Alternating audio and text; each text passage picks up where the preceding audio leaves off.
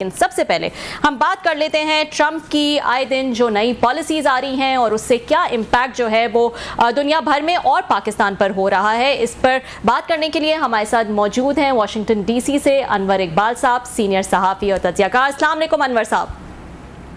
वालेकुम अस्सलाम। अनवर साहब, thank you so much for joining. अब तो ये हाल हो गया है कि जो सोशल मीडिया यूजर्स हैं उनको भी संभल के रहना पड़ेगा और देखना होगा कि वो ट्रंप की नाराजगी का जो है वो शिकार ना हो जाए। अगर उनको वीज़ाज चाहिए या जो ऑलरेडी अमेरिका में हैं उनको वहाँ रहना है, क्या सिचुएशन है? क्या सिर्फ बाकी दुनिया ही परेशान है या अमरीकी भी इस वक्त परेशान है इन स्टेप्स को लेकर? माफी कीजिएगा, खांसी हो रही है जरा। हाँ, देखिए अमेरिका में तो जाहिर परेशानी इसलिए नहीं है कि अमरीकी तो इससे मुतासर नहीं है। मुतासर तो यहाँ रहने वाले गैर मुल्की हैं, खासतौर पे तलबा हैं। और तलबा में भी वो जो कि शरीक हुए थे प्रोटेस्ट में, यानी एक मैसेज है जो उन्होंने वाज़ेह तौर पे इलेक्शन से पहले ही दिया था डोनाल्ड ट्रंप ने सदर बनने से पहले कि अगर वो मुंतखब हो गए तो वो उनके खिलाफ एक्शन लिया जाएगा जो कि इन मुजाहरों में शरीक हो रहे हैं। और अब ये बात बिल्कुल वाज़ेह हो गई है, यानी सिर्फ यही नहीं कि मुसलमान तलबा के खिलाफ एक्शन हो रहा है बल्कि ऐसे तलबा भी हैं जो ईसाई हैं, हिंदू हैं, इंडिया से आए थे और उन्होंने उन प्रोटेस्ट में हिस्सा लिया और उनको भी इसी तरह उनका वीज़ा भी टर्मिनेट कर दिया गया और उनको भी डिपोर्ट कर रहे हैं। तो ये तो यानी उसको एक लकीर बना लिया गया कि इस लकीर को जिसने भी क्रॉस किया है उसका वीज़ा कैंसिल हो जाएगा और उसको डिपोर्ट कर दिया जाएगा। अनवर साहब, आपने कहा कि ज़ाहिर है अमरीकी जो है जो वहाँ पर हैं वो तो डायरेक्टली इम्पैक्ट नहीं हो रहे, इसलिए उनको तो फ़र्क नहीं पड़ता, लेकिन अमेरिका जिस चीज़ के लिए माना जाता था और जो फर्स्ट अमेंडमेंट में भी है उनकी कि अब जो आज़ादी राय को जो है वो सपोर्ट करता है, बिगेस्ट डेमोक्रेसी कहा जाता है, तो जिस डायरेक्शन में इस वक्त चला गया है अमेरिका या जा रहा है उसको लेकर तो ज़रूर परेशानी होगी वहाँ पर। बिल्कुल बिल्कुल है। इसमें जो प्रोग्रेसिव और लिबरल ख्यालात के लोग हैं वो परेशान हैं और जो पढ़े लिखे लोग हैं वो परेशान हैं। थिंक टैंक वाले, मीडिया में गुफ्तगू होती है। अभी ये देखें कि ये जो एलन मस्क है जिनका एक बड़ा किरदार है सदर ट्रंप की बात पॉलिसीज को इम्प्लीमेंट करने में, वो जो है उन्होंने एक कैंडिडेट को सपोर्ट किया था विस्कॉन्सिन में, जज का इलेक्शन था और वो 2 पॉइंट से हार रहे थे उनकी सपोर्ट से पहले और उन्होंने $10 मिलियन भी दिए उनको इलेक्शन लड़ने के लिए, लेकिन वो 2 के बजाय 10 पॉइंट से हार गए। और फिर इलॉन मस्क को ये कहना पड़ा कि उनका ये मौक़िफ़ अनपॉपुलर हो गया और उन्होंने कहा कि उससे उनकी अपनी कंपनी को बड़ा नुकसान हो रहा है और वो हुकूमत छोड़ जाएंगे। तो अमरीकी बिल्कुल परेशान है और नाराज भी हैं इस बात पे, क्योंकि अब देखें ना, अगर आप सुपर पावर हैं तो सुपर पावर कोई सिर्फ फौजकशी से नहीं बनता या माशी कुव्वत से नहीं बनता, एक सॉफ्ट पावर होती है। असल तो सॉफ्ट पावर ही होती है ना कि जिसकी वजह से आपको सारी दुनिया में माना जाता है। तो अगर वो सॉफ्ट पावर को खत्म ही कर देंगे आप, तो फिर आपकी क्या हैसियत रह जाएगी, आपकी क्या रिकॉग्निशन होगी? इसमें तो उनको गौर करना पड़ेगा। ठीक जी जी, बहुत शुक्रिया आपने ज्वाइन किया सर। तो बड़ी खबर है वहाँ से यूएसए से, वो ये है कि आप जो वीज़ा इशू करने से पहले सोशल मीडिया पोस्ट हैं आपकी, सोशल मीडिया आपके फोरम जो हैं तो वो चेक किए जाएंगे, एग्जामिन किए जाएंगे और कुछ इस तरह की पोस्ट हैं जो उनकी ट्रंप साहब के एडमिनिस्ट्रेशन के पॉइंट ऑफ व्यू से हट कर हुई तो उनको वीज़े नहीं मिलेंगे। ज़रा प्लीज़ इसको एक्सप्लेन करेंगे कि ये कोई नई क्लास है या माजी में भी हमने देखा है कि आपके ये सोशल मीडिया पोस्ट हैं, सोशल मीडिया अकाउंट्स जो हैं उनकी डिटेल्स भी ली जाती थी? नहीं, ये पहली बात है। माजी में इस तरह तो नहीं हमने देखा कि सोशल मीडिया पोस्ट के बुनियाद पर कोई इस तरह के फैसले हो। ये बिल्कुल नई बात है और बड़ी खतरनाक बात है सिर्फ इस लिहाज से कि जाहिर है कि ऐसे मुल्क में जहाँ आप बैठे हैं, जहाँ इज़हार राय की इतनी आपको गारंटी हासिल है, जैसा अभी आपकी साथ ये एंकर ने जिक्र किया फर्स्ट अमेंडमेंट का, तो उस मुल्क में अगर इस तरह इज़हार राय पे पाबंदी लगेगी तो सिर्फ ये यानी हमारे जो खदशा है वो यहाँ तक महदूद नहीं कि अमेरिका में क्या होगा। असल में इसके असरात पूरी दुनिया पे मुरतब होंगे और दूसरी हुकूमतें भी इस तरह की पाबंदियाँ लगाएंगी और उनमें इजाफा करेंगी और हर तरफ जो है इज़हार राय पे पाबंदियाँ लगनी शुरू हो जाएंगी।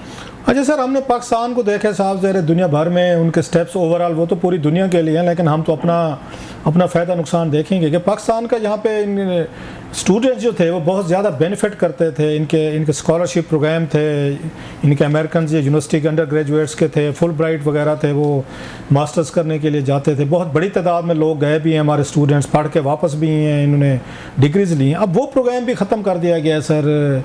इसको मतलब वहाँ पे तो कोई इतनी बड़ी खबर नहीं होगी, हमारे लिए तो ये न्यूज़ है। और भी कोई इस तरह के स्टेप्स हैं जो इन द पाइपलाइन है सर?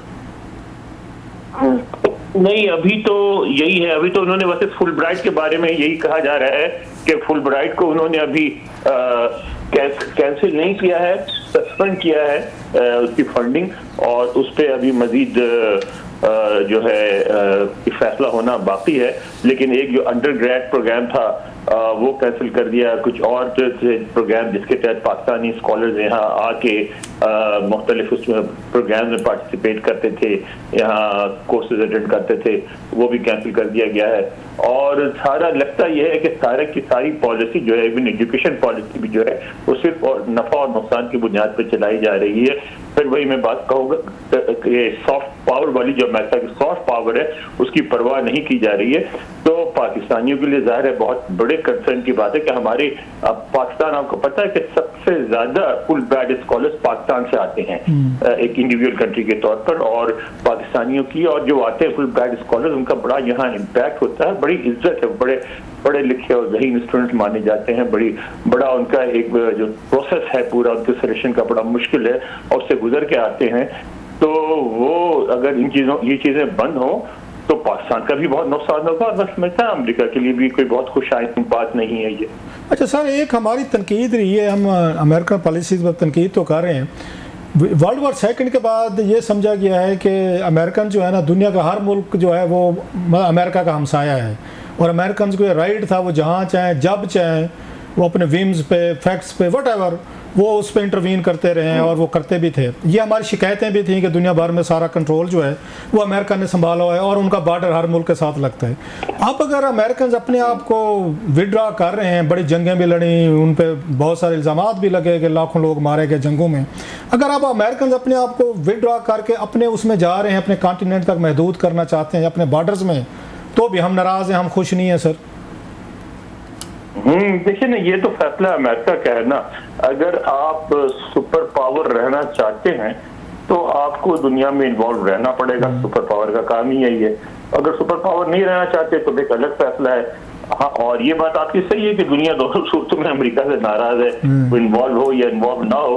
तो ये तो है ना, ये तो शेर की सवारी है। तो पावर जो होती है, चाहे वो सुपर पावर हो कि नेचुरल पावर हो, तो वो तो शेर की सवारी होती है। आप उतने तो भी फंसते हैं, बैठे रहे तो भी फंसते हैं। अच्छा सर, एक लॉ ऑफ नेचर भी होता है कि जब कुछ स्पेस खाली होती है किसी भी चीज़ की, तो एक और पावर आती है उस स्पेस को फिल करती है। दुनिया भर की हम सिविलाइजेशनल हिस्ट्री, इंसानी हिस्ट्री देखें कि सुपर पावर्स आती रहती हैं, बनती रहती हैं, रिप्लेस करती रहती हैं। 19th सेंचुरी में कुछ और थे, 20th सेंचुरी भी हमने देखी, फिर अब 21st भी देख रहे हैं। अमेरिकन अपने आप को स्टेटस से हटा रहे हैं, जो नज़र भी आ रहा है, जो आप भी बात कह रहे हैं कि वो कहते हैं बस भाई साड़ी बस है, बस अब हमने बड़ा दुनिया को चला लिया, अब अपना हम घर हम चलाएंगे, हम अमीर होंगे, पैसे कमाएंगे।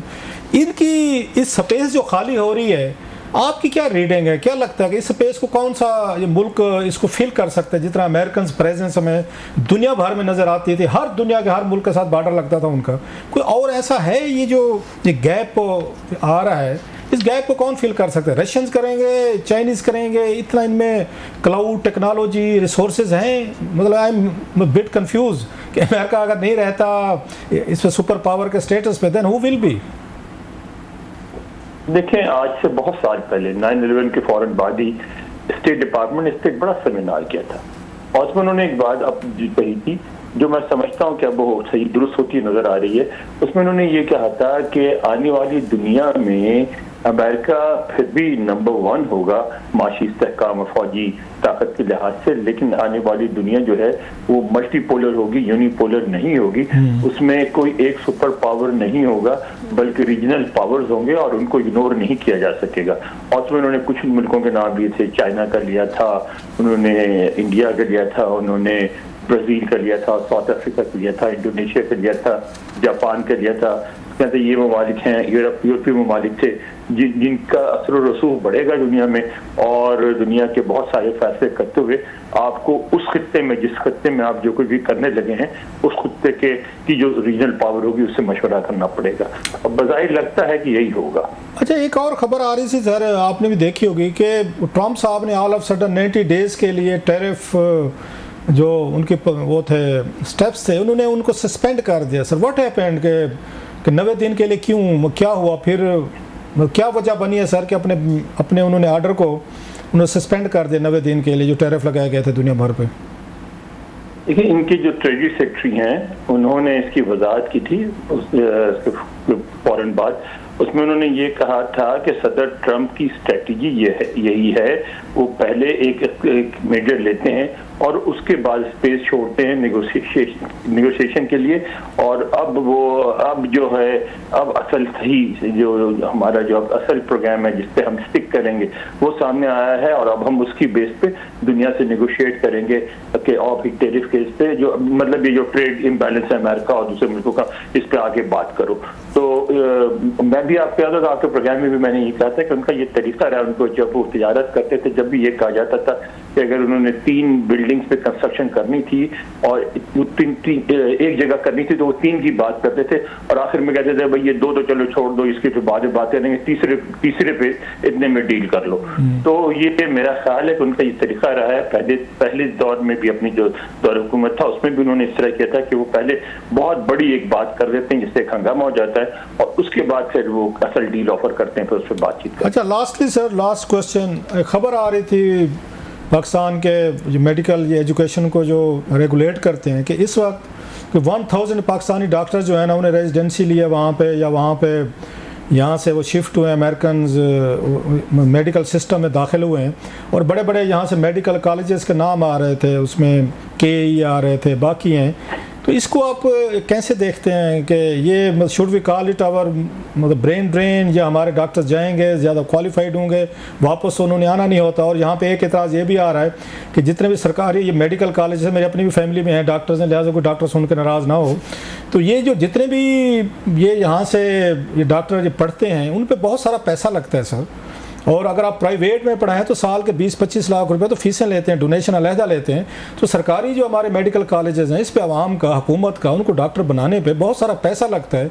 All of sudden they migrate to USA या अदर यूरोपियन, सऊदी अरब या UK।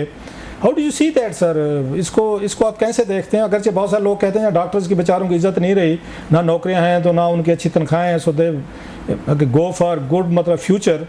तो आपका तो डॉक्टर्स का वहाँ से रब्ता रहता है sir, how do you see that? इस पर त्यासा साहब बेनज़ीर भुट्टो जब वज़ीर आज़म बनी थी पहली दफ़ा तो उन्होंने एक तजवीज़ पेश की थी, और उस तजवीज़ को सीरियसली नहीं लिया गया। उन्होंने ये कहा था कि हम बहुत सारे लोगों को भेजते हैं, स्कॉलरशिप पे भेजते हैं, वो वहाँ वो जाते हैं और पढ़ के वहाँ रह जाते हैं, और इसलिए रह जाते हैं कि हमारी मईशत में इतनी ताकत नहीं है, हम सारे पढ़े लिखे लोगों को मुनासिब जॉब नहीं दे सकते, उनको बेहतर जॉब मिल जाती हैं अमेरिका में, यूरोप में, मिडिल ईस्ट में, और वो वहाँ चले जाते हैं। तो उसका इंतज़ाम ये होना चाहिए कि हम एक तखमीना लगाएं कि हमारा इतना खर्चा है और इतना उस पर सूद बनता है, वो बन के वो ज़रूर जाएं, लेकिन हर महीने एग्रीमेंट करके जाएं, और जहाँ जा रही हैं उस हुकूमत को उस एग्रीमेंट में शामिल किया जाए, और वो हर महीने इतनी रकम मिला के वो टोटल इतनी रकम मुल्क को वापस करें। लेकिन उस पर हंगामा हो गया, नहीं फिर तो लोग आएंगे नहीं, वो नहीं होगा, तो वो फिर तजवीज़ रहेगी। हालांकि मैं समझता हूँ बड़ी मुनासिब तजवीज़ थी, क्योंकि लोग तो जाएंगे, आपकी मईशत कमज़ोर होगी, लोग बाहर जाएंगे और आपका सारा पैसा डूब जाता है। तो आपको एक सिस्टम बनाना चाहिए जिसके तहत कि मैं यहाँ डॉक्टर से यही बात करता हूँ कि जी आप तो ठीक है, आप बड़ी बड़ी बातें करते हैं और करना चाहिए, आपकी बड़ी अचीवमेंट है माशाल्लाह, लेकिन ये भूल जाते हैं कि आप $2 $3 महीने के दे के आपने तालीम हासिल की जो दुनिया में कहीं नहीं होता, तो उसके बदले आपको मुल्क के लिए भी तो कुछ करना चाहिए। तो वो जो, और इस तरह नहीं करना चाहिए कि आप चैरिटी के लिए कर दें या अपनी दिल की अच्छाई के लिए कर दें, वो तो एक आपका जाती फेल है, गुनाह और सवाब का। हुकूमत एक ऐसे इक़दाम करे जिससे आप पाबंद हो कि आप इन रिटर्न मुल्क के लिए ये करेंगे।